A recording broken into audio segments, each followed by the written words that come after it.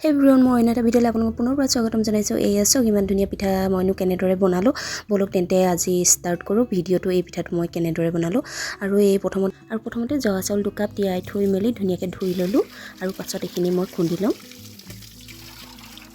আৰু এইফালে মই নাৰিকলো দিম, নাৰিকল এটা ৰুকি লওঁ বুলি ভাবিছোঁ। সেইখিনি নাৰিকলখিনি ৰুকা হৈ গ'ল আৰু এতিয়া মই এই চাউলখিনি যি চাউল 2 কাপ লৈছিলোঁ সেইখিনি মই গুড়ি কৰি লওঁ আৰু তাৰ পাছত লগ পাই আছোঁ। এইখিনি পিঠাগুড়িখিনি মোৰ চালি হৈ গ'ল। তাৰপিছতে ইয়াত মই এই নাৰিকলখিনি আছে, নাৰিকলখিনি মিক্স কৰি দিম। তাৰপিছতে আৰু এইফালে গুড়কেইডোখৰ লৈছোঁ, মই ধুনীয়াকৈ কুটি লৈ পানী দি তিয়াম। তাৰপিছত সেই পানীখিনি এই পিঠাগুড়িখিনিৰ লগত মই মিক্স কৰিম। এই গুড়খিনি মোৰ কাটি হৈ গ'ল। এতিয়া মই মিহি মিহিকৈ কাটা হৈ গ'ল। আজান দি আছে দেই, শুনিব আপোনালোকে। তাৰপিছত এতিয়া ইয়াত মই পানী দিম। পানী দিয়াৰ পাছত মই এইখিনি ধুনীয়াকৈ এনেকৈ পানীখিনিৰ লগত মিক্স কৰি দিম। অলপ দেৰি লাগিব মিক্স কৰিবলৈ। এইখিনি গুড়খিনি যিহেতু ইয়াত বালি থাকিব পাৰে সেইটো কাৰণে চাকি লওঁ। এইখিনি চব কিমান বালি আছে। তাৰপিছতে এতিয়া এইখিনি আপোনাৰ নাৰিকল আৰু পিঠাগুড়িখিনি আৰু ইয়াত মই অলপ চফ দিম। আপোনালোকৰ ইচ্ছা চফ দিব পাৰে, বেছি নিদিওঁ, জাষ্ট অকণমান দিম। তাৰপিছতে নাৰিকল চফ আৰু পিঠাগুড়িখিনি মিক্স কৰি ল'লোঁ। তাৰপিছত এতিয়া লাহে লাহে এই গুড়ৰ পানীখিনি দি যাম। একদম আপোনালোকে কমকৈ দিব, একেলগতে গোটেইখিনি ঢালি নিদিব। ঢালি দিলে বহুত প্ৰব্লেম হৈ যাব। অলপ অলপকৈ সানি চাব, নহ'লে পিঠাগুড়ি যিহেতু পানী বহুত বেছি নালাগে, অকণমানতে হৈ যায় যে, সেইটো কাৰণে মই অকণমানকৈ দিছোঁ। আৰু বিশেষকৈ আপোনালোকে পাৰিলে হাতেৰে সানিব। হাতেৰে সানিলে বস্তুখিনি ধুনীয়াকৈ মিক্স হৈ যাব।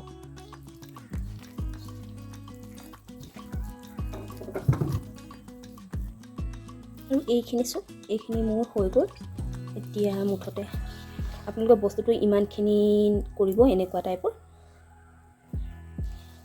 তাৰপাছতে এতিয়া এইখিনি মিক্স কৰি হৈ গ'ল নহয়। মিক্স কৰি হৈ যোৱাত মই ইয়াক 1 ঘণ্টামানৰ কাৰণে ৰেষ্ট দিম আৰু যেতিয়া পুৰিবলৈ হ'ব তেতিয়া মই ইয়াত আৰু এটা বস্তু মিলাম। কি মিলাওঁ আপোনালোকে চাই থাকিবচোন। আৰু এতিয়া এইখিনি 1 ঘণ্টামানৰ কাৰণে যদি ৰেষ্ট দিওঁ তেতিয়া তাৰমানে ফুলি উঠিব সুন্দৰকৈ। আৰু ফুলি উঠিলে আৰু অকণমান পানী দিব লাগিব। এনেকুৱা হ'ল আৰু অকণমান পানী দি হৈ যোৱাৰ বাবে মই আৰু অলপ পানী দি দিম, গুড় পানী।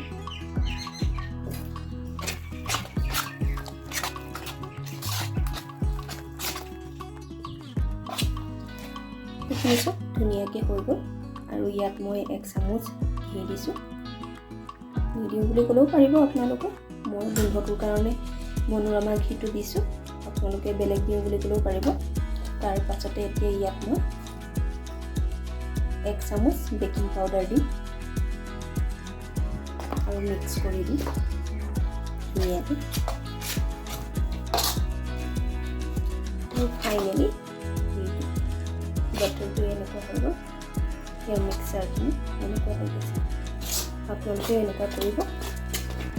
এতিয়া মোৰ এইখিনি হৈ গ'ল। এতিয়া ধুনীয়াকৈ মই ৰেডি কৰিম বনাবৰ বাবে। আৰু যিহেতু কেৰাহীত দিবলৈ অলপ প্ৰব্লেম হয়, সেইটো কাৰণে মই এনেকুৱা গিলাচ এটাত ভৰাই লওঁ। এতিয়া মই ধুনীয়াকৈ লাহে লাহে কৰি এটা মাংস দি যাম। আৰু এইটো কম জুইত সিজাব আপোনালোকে, নহ'লে এই বস্তুটো দেৰি যাব। আচলতে বহুত টাইমেই লাগে এইটো মালপোৱাটো কৰিবলৈ।